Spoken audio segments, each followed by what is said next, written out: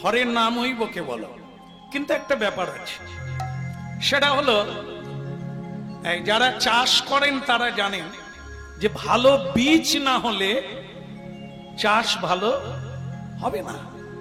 বীজ, ভালো বীজ চাই। ঠিক তেমনি আমাদের আধ্যাত্মিক জগতে এ মন্ত্রকে বীজ মন্ত্র বলা হয়। এই শোধন হওয়া চাই। যদি শোধন না হয় তাহলে এটাও আবার মানব হৃদয়ে গিয়ে অঙ্কুর হবে না। যেমন আপনারা জানেন যে বটবৃক্ষ সব জায়গায় আছে কম বেশি, তা থাকলে কি হবে, বটবৃক্ষে অনেক ফল হয়, হয় না? কোটি কোটি বীজ গাছের তলায় পড়ে। কোনদিন কি আপনারা খুঁজে পেয়েছেন যে বটবৃক্ষের তলায় বটবৃক্ষের গাছ পাওয়া যায়? কোটি কোটি বীজ কিন্তু পড়ছে এই বটবৃক্ষের তলায়, কিন্তু কস্মিন কালেও কেউ খুঁজে পাবেন না যে বটবৃক্ষের তলায় কোন বটবৃক্ষের বীজ অঙ্কুর হয়েছে। হয় না। কেন হয় না? তার কারণ হলো বটবৃক্ষের বীজ কোন পক্ষী যদি খায়, পাখি খাবে, তারপর সেটা কোন পোড়া বৃক্ষে, মানে মোরা বৃক্ষে কিংবা পোড়ো বাড়িতে মল ত্যাগ করবে। সেই মলের মধ্য দিয়ে যেই বীজ পড়বে, সেই বীজ থেকে বটবৃক্ষের উৎপত্তি হবে। তার মানে আমরা ভাবি বীজ পড়লেই গাছ হবে, তা না। শোধন হবে। সুখ মুখাদে মৃত দ্রব সংযুত। হরিনাম এত মিষ্টি কেন হচ্ছে, এত সুধা কেন? মানুষ দূর দূরান্ত থেকে গাড়ি করে আসে কেন? চাকরি ছুটি নিয়ে, ব্যবসা ইস্তফা রেখে কেন হরিনাম শুনতে আসে? কারণ কি, এই হরিনাম যত দিন যাবে তত মধুর হবে। কেন না, একজন খেয়ে দান করছে, এরা আবার খাচ্ছে, অপরকে দিচ্ছে। যেরকম পান ঠাকুমা যখন চিবিয়ে খায়, সেই চিবানো পান যদি কেউ কোনোদিন খেয়ে থাকে তাহলে বুঝবে এমনি পান খাওয়া আলাদা, ঠাকুমার চিবানো পান আলাদা। ওর মধ্যে একটা প্রেম আছে, ভালোবাসা আছে, চর্বিত চর্বণের রস আছে।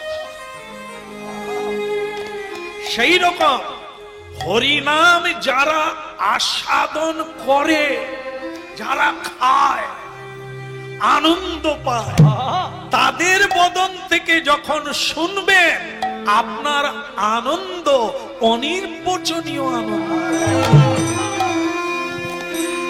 আর যিনি হরিনাম করছেন আর নিজেই যন্ত্রণায় ভুগছে, আর হরিনাম সবই পেটের জ্বালা। তার মানে ওর কাছ থেকে হরিনাম শুনবেন, ওরও জ্বালা আর আপনারও জ্বালা। যেমন এক সর্প ব্যাং ধরেছে। ব্যাং জানেন তো? না না, স্টেট ব্যাংক না, ইন্ডিয়ান ওভারসিজ ব্যাংক নয়, ইউনাইটেড ব্যাংক নয়, এ হচ্ছে জলা জাঙালে জলে যে ব্যাংক থাকে তাকে ভেগ বলে। তা সেই ব্যাংক মানে কি বলবো, সে ব্যাংকে একটা সাপ ধরে ফেলেছে।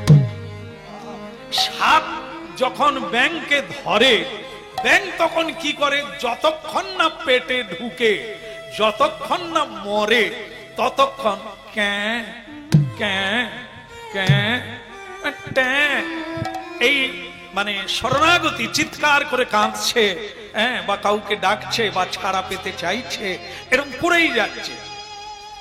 তো অনেকক্ষণ ট্যাঁ ট্যাঁ করে যাচ্ছে, ব্যাঙটা মরছে না কেন? যে ধরেছে সে গিলছে না কেন? ব্যাপারটা অন্য কিছু নয়, এ যে সাপ ব্যাঙ ধরেছে না, ও চিতি সাপ। মানে নিজের বডির চাইতে ব্যাঙ বড়।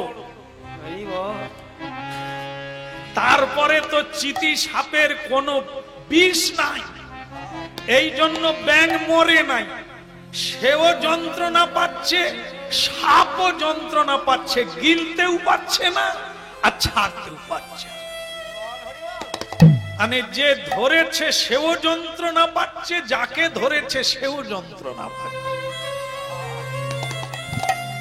এ তত্ত্বটা হচ্ছে গুরু তত্ত্ব। আমাদেরকে যেমন গুরু ধরবে, আমাদের তেমনি জীবন কাটবে। যদি চিতি সাপ হয়, যে গুরুর বিষ নাই, সাধনা নাই, সে যদি ধরে সেও যন্ত্রণায় ভুগবে, আমরাও শিষ্য গুরুর বাড়িতে গেছে, গুরুদেব আমি বিপদে পড়েছি, আমার স্ত্রী মোটেই মেনে নিচ্ছে না। গুরু বলে আসতে বল, তোর গুরু মাও হরি মানেনি। আমি নিজে জ্বালায় ভুগছি, তোকে কি ঔষধ দেব? তুই বরং তার মানে কি, গুরুও জ্বালায় ভুগছে, শিষ্যও জ্বালায় ভুগছে, কেউ কাউকে উদ্ধার করতে পারে না। কিন্তু যদি জাত সাপ হতো, জাত সাপ মানে যার কণ্ঠে বিষ আছে, সে যদি কোনো ভেক বা ব্যাঙকে ধরে, কি হবে তার গতি? এক কামড় দেবে, ট্যাঁ করবে, আর কেন তো বিষ আছে না। তাই পৃথিবীতে সদ্গুরু যারা পরম্পরায় এই ফল খেয়ে আসছে, সুখ মুখাদ মৃত দ্রব সংযুত পিবত ভাগবত রসমালয়ম, পরম্পরায় সেই জাত গুরু সম্প্রদায় ভুক্ত ভগবানের কাছ থেকে যে নামের বীজ এই পৃথিবী পর্যন্ত নেবে এসেছে, এই পরম্পরায় যদি কেউ সদ্গুরু প্রাপ্ত হয়, এক কামড়ে এক জন্মেই তার গতি প্রাপ্ত হয়ে যাবে।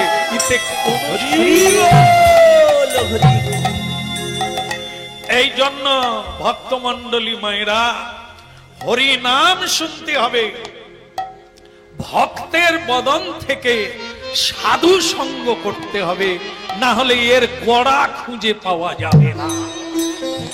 কেমন হরি নাম হবে, নামের কৃপা হবে না, এইটা ভাবতে হবে।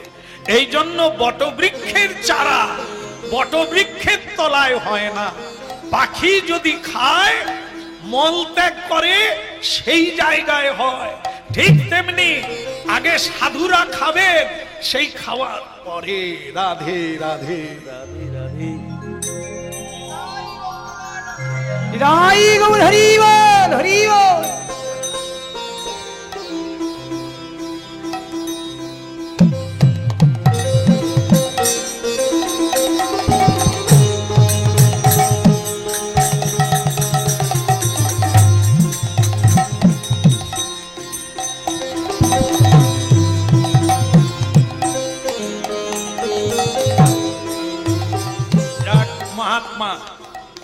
উচ্চ পদের মানুষ, ওনারও ভাগ্য, মহাপ্রভুর স্টেজে উঠলেন, ভক্তদের দর্শন করলেন, আমাদেরও ভাগ্য ওনাকে পাওয়া গেল। একবার নিতাই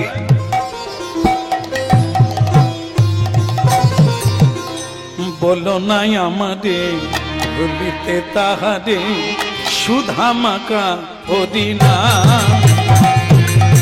গুরু নাই আমাদের ভুলিতে তাহারে, সুধা মাখা হরিনা। বলো নাই আমাদের ভুলিতে তাহারে, সুধা মাকা হরিনা। ওই না বলো নাই আমাদের ভুলিতে তাহারে, সুধা মাখা হরি নামি মোর ধ্যান নামি মোর জ্ঞান নাম বলো ধ্যান নাম বলো ধ্যান নামি মোর ধ্যান নামি মোর জ্ঞান নামি সে আমার প্রাণের প্রাণ বলো নাই আমারে বলিতে তাহারে সুধা মাখা হরি না তুই বলো নাই আমারে ভুলিতে তাহারে সুধা মাখা হরি পরম দয়াল শ্রী গুরুদেব কি জয় হো ভগবানের চেয়েও যেটা বড় তত্ত্ব, আপনারা ভাগ্যবান সেই তত্ত্ব জানেন এবং শুনছেন। সেটা হচ্ছে ভগবান ভগবত তত্ত্বের চেয়ে গুরু তত্ত্ব সবচাইতে বড়। আবার এই গুরু অন্য কেউ নয়, স্বয়ং ভগবানই গুরু হয়ে পৃথিবীতে আসে। জীবেরও নিস্তার লাগি নন্দসুত হরি ভুবনে প্রকাশ হন গুরু রূপ ধরে। আজ আমরা কথা শুনছি সদানন্দের কথা, ভক্ত সদানন্দের পুনর্জীবন। এটা জানতে হবে, শুনতে হবে আর বুঝতে হবে জীবনটা কি। একটা জিনিস জেনে রাখবেন, আমরা আছি কোনো মানে স্থলে নয়, জলে। সংসার সাগরে, নদী নয়, নালা নয়, পুকুর নয়, ডোবা নয়, সরোবর নয়, সাগরে। সাগর যেমন সীমাহীন, এ সংসার গহর তেমনি সীমাহীন গর্ত, গভীরতা। ধ্যান দিয়ে শুনুন, শেষ হতে গেল। সংসারে হাবুডুবু খাচ্ছে, অনেকগুলো জন্ম পারাপারে যেতে পারি না। কারণটা কি? তত্ত্বটা জানি না, সাধু সঙ্গ করি না। জীবনে অনেক জেনেছি, আসল তত্ত্বটা জানি না। অনেক আস্তে আস্তে অনেকের ঠিকানা জানি, মোবাইলে রেখেছি, কিন্তু নিজের ঠিকানা জানি না। কে আমি, কি মোর কর্তব্য, কেন? এটা আমাদের কারুরই বাড়ি না। আসল বাড়ি হচ্ছে বৈকুণ্ঠে, ভগবানের চরণ। সেই ঠিকানা অনেকদিন ভুলে গেছে, তাই এই জঙ্গলে পড়ে আছে। এই জন্য মহাপ্রভু হরিনাম এনেছে। শোনো, ঠিকানা পেয়ে যাবে, রাস্তা পেয়ে যাবে, পথ পেয়ে যাবে, জীবন পেয়ে যাবে। তবে এ কথা দাঁড়িয়ে আজকে নতুন করে আর বলার লাগে না। আমার কীর্তন জীবনটা খুব ছোট করে হলেও অনেক অনেক ছোটবেলা থেকে শুরু করেছে। তা আজকে দেখা যাচ্ছে এই নামের কৃপায় বহু মানুষের জীবন বদলে গেছে, পথ বদলে গেছে, ভাব বদলে গেছে, অভাব মিটে গেছে। হ্যাঁ, দেখবেন পৃথিবীতে ধনী হলেই অভাব মিটে না। ধনীর যদি অভাব মিটতো তাহলে এত মামলা মকদ্দমা কেন, এত কাঁদছে কেন তারা? অভাব কেবল তারই মিটবে যখন সব ছেড়ে গোবিন্দ চরণ হরি বল হরি আপনাদের এই হরিবাসরেই আছে অনেক ভক্ত আছে, ঝোলামালা শাহ। ওকে জিজ্ঞাসা করুন কেমন আছে, ও একগাল হেসে বলবে গোবিন্দের কৃপায় আমি খুব ভালো আছি। আর একজন ধনীকে জিজ্ঞাসা করুন তো দাদা কেমন, আর বলো না, টেনশনে ঘুমোতে পারি না, ট্যাবলেট খেয়েও আর ঘুম ধরে। কেন রে, এত টাকার কুমির হয়ে আছো তবু ঘুমোতে পারো না কেন?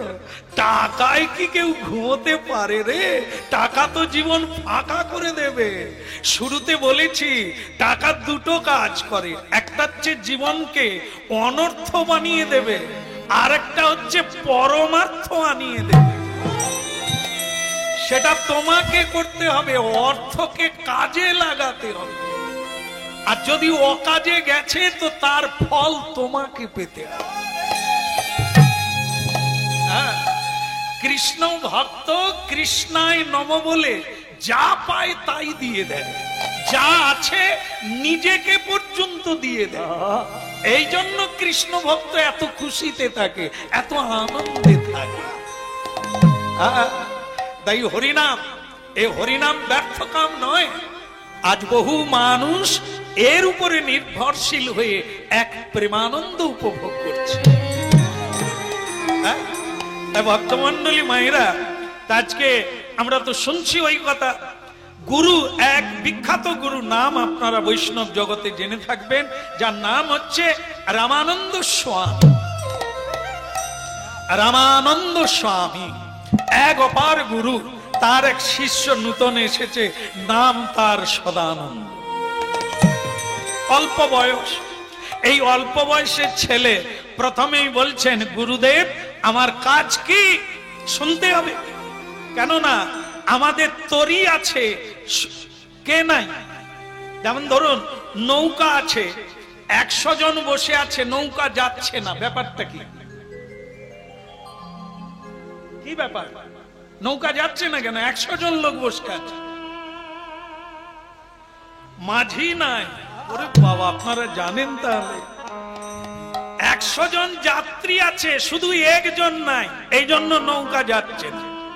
এক জায়গায় নৌকা দাঁড়িয়ে আছে, একটা বাস গাড়ি, 100 জন যাত্রী বসে আছে, দাঁড়িয়ে আছে, গাড়ি যাচ্ছে না কেন? বাবা, এ তো সোজা ব্যাপার। এক বুড়িমা মেয়ের বাড়ি যাবে, পড়াশুনো জানে না, আগেকার ঠাকুমা তো, সে একটা পুটলি বগলের মধ্যে নিয়ে, আগো এই বাস জামাই বাড়ি যাবে? এরকম কেউ জিজ্ঞাসা করে? এ তো জায়গার নাম বলবি, তাকে সকলে বলে ঠাকুমা এ সব জামাই বাড়ি যাবে, উঠে পড়ো। সে ঠাকুমা পিছন গেট দিয়ে উঠে দেখে লোকে লোকারণ, কোথাও সিট নাই। সে বুড়ি মা বলে, কি গাড়ি করেছ গা, একটা সিট নাই? হ্যাঁ, কোথাও সিট নাই। সামনে গিয়ে দেখে একটা সিট খালি। সে ঠাকুমা ভগবানকে বলে, প্রভু তোমার মুখে ফুল চন্দন পড়ুক, তুমি যে বুড়িটার জন্য একটা সিট রেখেছো, এর জন্য তোমাকে ধন্যবাদ। ঠাকুমা সেই সিটে বসে আঁচল থেকে পান খুলে খাওয়া চালু করে দিয়েছে। চলো গো বাবু, চলো, মেয়ের বাড়িতে যাচ্ছে।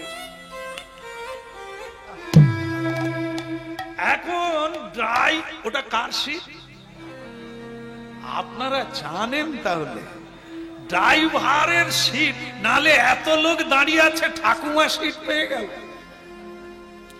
ড্রাইভার চা খাচ্ছিল, সে দেখলো টাইম হয়ে গেছে, এইবার চা খেয়ে যেই গেট খুলে উঠবে, আর সেই সময় ঠাকুমা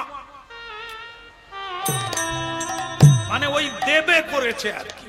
আর ড্রাইভার তখন বলছে, ঠাকুমা ওটা আমার সিট। সে বলে, তোর বাবার সিট, কত কষ্ট করে পেলুম। সে বলে, আমার পরের গাড়ি আয়। কত কষ্ট করে বুড়ি মানুষ একটা সিট জোগাড় করলো, সে ছোকরা বলে, আমার সিট, তোর বাবার সিট। সে ড্রাইভার তখন বলে, ঠাকুমা আমি ড্রাইভার। সে বলে, তুই হলি বা চৌকিদার? হ্যাঁ, তুই পরের গাড়ি আয়। তো সকলেই হাসছে ঠাকুমার কথা শুনে। ড্রাইভারের সিট আর ছাড়েনি, তাকে খালি বারবার বলে, তুই পরের গাড়ি আয়। তখন যাত্রীরা বলছে, ঠাকুমা মেয়ের বাড়ি আর যাওয়া হবে না। কেন হবেনি? কেন হবেনি? কেন গাড়িতে উঠেছি, যাবে। বলে, যে চালাবে তাকে তো উঠতে দিচ্ছ না।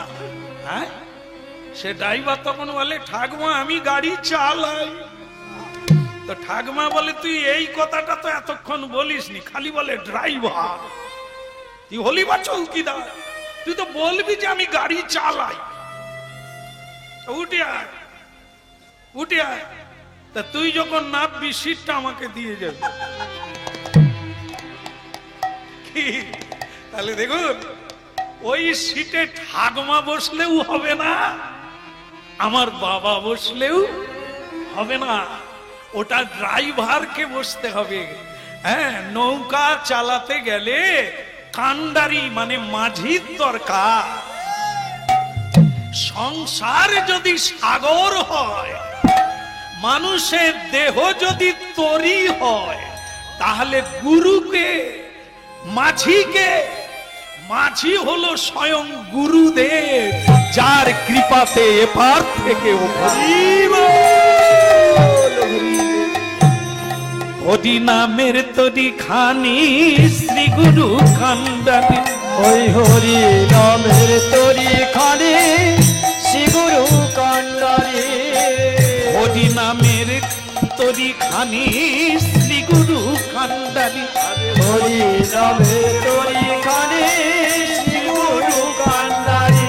বলে সংকীর্তন কেরুয়া দুবা উপসারী। ওই না সংকীর্তনের কেরুয়াল দুবা উপসারী। এই দেখুন, এই আমাদের এই জায়গা ভারী সুন্দর পরিবেশ তৈরি করেছেন। সামনে কে আছেন? আমাদের প্রাণের প্রাণ নিতাই গৌর।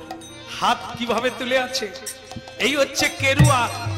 কেরুয়া মানে দুই বাহু প্রসারী, উপর দিকে হাত তুলে হরিনাম করাকে পার হওয়ার রাস্তা বলেছে। সংকীর্তনের কেরুয়াল দুবাহু প্রসারী। সংকীর্তনের কেরুয়াল দুবাহু প্রসারী। হরে কৃষ্ণ হরে কৃষ্ণ কৃষ্ণ কৃষ্ণ হরে হরে, হরে রাম হরে রাম রাম রাম হরে হরে। হরে কৃষ্ণ কৃষ্ণ কৃষ্ণ কৃষ্ণ হরে হরে, হরে রাম রাম রাম হরে হরে। হরে কৃষ্ণ কৃষ্ণ কৃষ্ণ হরে হরে। হরে রাম রাম রাম হরে হরে। হরে কৃষ্ণ কৃষ্ণ কৃষ্ণ কৃষ্ণ হরে হরে, হরে রাম রাম রাম হরে হরে। হরে কৃষ্ণ কৃষ্ণ কৃষ্ণ হরে হরে। হরে রাম রাম হরে হরে।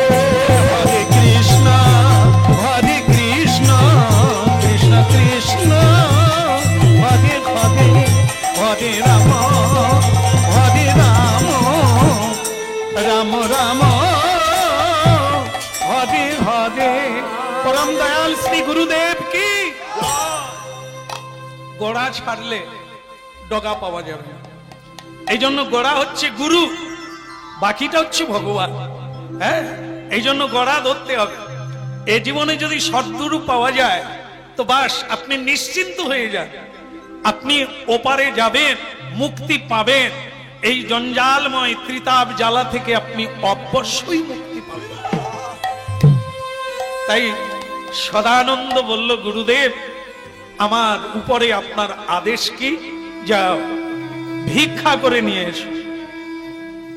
ভিক্ষা করে নিয়ে এসে ভগবানকে ভোগ লাগাতে হবে। যাও। সদানন্দ যাওয়ার আগে একটা প্রশ্ন করলো, গুরুদেব আচ্ছা ভিক্ষা কেন চাইতে হয়? এই শিষ্য হলে ভিক্ষা করে গুরুকে দিতে হয়, কেন দিতে হয় গুরুদেব? আগে জেনে নাও ভিক্ষা কখন চায়। দুটো কারণ। একটা কারণ হলো যখন তার কিছু নাই, একবারে কাঙাল, তখন তাকে আবার নিজের শরীর থেকে অসমর্থ, তখন তাকে ভিক্ষা চাইতে হয়। এটা একটা। দ্বিতীয় হচ্ছে মানুষের যদি চরিত্র তৈরি করতে হয় তাহলে তাকে ভিক্ষা চাইতে হয়। যেমন দেখবেন আপনারা জানেন জীবনে মা বাবা মারা গেলে শ্রাদ্ধের সময় ভিক্ষা চাইতে হয় না কেন? জানেন অনেকে? কেন করে? চাইতে হয় বোধ হয়, ভিক্ষা চাইতে। কিন্তু কেন? ভিক্ষা চাইলে যেটা আসে সেটা কি? বিনয়। এই বিনয় হচ্ছে মানব জীবনে এক মহাসম্পদ। যার বিনয় আছে তার অনেক কিছু আছে, যার বিনয় নাই তার কিছু নাই। কেবল ক্রোধ আছে, ক্রোধ দূরীভূত হবে এই বিনয় রূপী গুণটা যদি কারো থাকে। যদি মাথা নিচু করতে পারে, সে কারোর সঙ্গে ঝগড়া করতে পারবে না। যদি মাথা নিচু হয় তাহলে পাবে, শ্রদ্ধা পাবে, জ্ঞান পাবে, ভক্তি পাবে, শক্তি পাবে। আর যদি মাথা উঁচু হয়, অহংকার আসবে, আর সেই অহংকারে মানুষের ধ্বংস। তাই গুরুগৃহে গেলে, কোন ছেলে মেয়েরা গুরুগৃহে থাকলে তাকে গুরুদেব ভিক্ষা করতে পাঠায়। স্বয়ং ভগবান কৃষ্ণকে করতে হয়েছে, ভগবান রামচন্দ্রকে করতে হয়েছে গুরুগৃহে যখন গিয়েছে। ভগবান কৃষ্ণ যখন অবন্তী নগরে শান্তিপুনি মুনির পাঠশালায় পড়তেন, ওনাকে গরু চড়াতে হয়েছে, কাঠ কুড়োতে হয়েছে, জল আনতে হয়েছে, ঝাড়ু দিতে হয়েছে, গোবর শুকোতে দিতে হয়েছে। কেন? জীবন গঠন হবে, জীবন শৈলী তৈরি হবে। আর যেগুলো দেখবেন বড় লোকের ছেলেরা এই স্কুলে গেল, গাড়ি করে এলো, এরা দেখবেন মানুষ চিনবে না, কারণ মানুষের সঙ্গে মিশলো না, জীবনটা জানলো না। শোষণ করবে কিন্তু দান করতে পারবে না। কেন? শোষণ করা যায় কিন্তু তাদের শোধন করা যায় না। শোধন করতে গেলে চাষ করে দেখতে হবে চাষে কত পরিশ্রম হয়, কত কষ্ট হয়, তবে তো দাম দেবে। যারা কিনে খায় তারা জানে না, তারা বলে আলুর দাম কেন? যারা আলু তৈরি করে তারা জানে একটা আলুর দাম কত হতে পারে, কত মেহনত হয়, কত কষ্ট হয়। এটা জানলে সে বলবে না এত দাম কেন। সে যখন বাড়িতে মূলো চাষ করে, বাজারে গিয়ে মূলোর দাম চড়াতে চায়, কিন্তু আলু কিনতে গেলে বলে এত দাম কেন। এটা কেন? জানে না। তাই মানব জীবন তৈরি করতে গেলে তাকে এই কঠোরতার জীবনে প্রথমে আসতে। স্বয়ং ভগবান কৃষ্ণ তাই করতেন, তাই আমাদেরও তাই করতে হবে, তবে সেই জীবনটার খোঁজ পাবো। তাই শোনো, উঁচু জমিতে জল টেকে না, নিচু হলে ফলবে সোনা। যাও ভিক্ষা চেয়ে নিয়ে এসো। আর আরেকটা জিনিস আছে, মাধুকরী। মাধুকরী মানে মৌমাছি, মধুমক্ষিকা নানান ফুল থেকে বিন্দু বিন্দু করে মধু এনে চাকে ভরে, তখন বৃহৎ হয়। ওটা একদিনে নয়, অনেক দিন একটু একটু করে সঞ্চয় করে, একটা ফুলে নয় বহু ফুলের মতো। তাকে বলে মাধুকরী। ওইটা মধুটা পুজোয় লাগে, যদিও এঁঠো মানে মৌমাছি, তবুও ওটা পুজোয় লাগে। কেন? ওর মধ্যে তত্ত্ব লুকিয়ে আছে, ওর মধ্যে ত্যাগ লুকিয়ে আছে। দান পবিত্র, ফুল বুক খুলে দিয়েছে, কত মধু নিবি নে। মৌমাছি সব মধু নেয়নি, একটু নিয়েই চলে যায়। এই সদানন্দ, ভিক্ষায় যাবি, আমার নির্দেশ পালন করবি। সেটা হচ্ছে এই জায়গাগুলো হরিনাম মানে আমাদের জীবন গঠনের জন্য। যদি ভুলে যাই তো ভুলে গেলাম, আর যদি মনে রাখি আমাকেও মনে রাখবে। সেটা হলো জীবনে গুরু যেমন তরি চালায়, গুরু নির্দেশে বসতে হবে, গুরু নির্দেশে কর্ম করতে হবে। তাই গুরু আদেশ দিল সদানন্দকে, কারো এক বাড়িতে ভিক্ষা নিবি না, বেশি দিলেও নিবি না, এক মুঠো করে নিবি, বিভিন্ন বাড়িতে নিবি। আর ধনীর বাড়িতে যাবি না। মধ্যবিত্ত গরিব মানুষের বাড়িতে যাবি, ধনীর বাড়িতে যাবি না, দিলেও নিবি না, এ আমার আদেশ।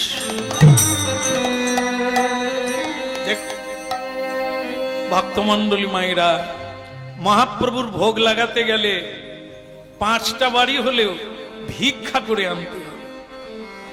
ভিক্ষার দ্রব্যে কোনো কামনা থাকে না, ভিক্ষা ব্যতি রেখে সব দ্রব্যে কামনা আছে, বাসনা আছে। জয় জয় শ্রী গুরু প্রেম কলপ, জয় জয় শ্রী গুরু প্রেম কলপ তরু। জয় জয় শ্রী গুরু প্রেম কলপ, জয় জয় শ্রী গুরু প্রেম কলপ তরু। বলে অদ্ভুত যাক পরখা, ওই অদ্ভুত যাক পরকা, ইয়ায় জ্ঞান তিমির বড় জ্ঞান, আরো আগে আরো তীর বড় গারো। বলে সুচন্দ্র কি রনে করুণা, ওই না সুচন্দ্র কি রণে করুণা। তোমরা সবাই মিলে জয় দাও হে, সবাই মিলে জয় দাও হে। উলুধ্বনি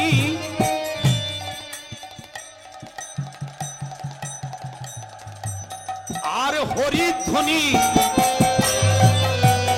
তোমরা সবাই মিলে জয় দাও হে। ওই নাই এলো ধরি, হরি ধরি। জয় দিলে জয় হয়ে যাবি, সবাই মিলে জয় দাও হে। জয় দিলে জয় হয়ে যাবি। সবাই মিলে আনন্দে হরি বলে সবাই জয় দাও, ওই না দাদা হৃদয় গৌরাঙ্গ বলে জয় দাও জয় দাও।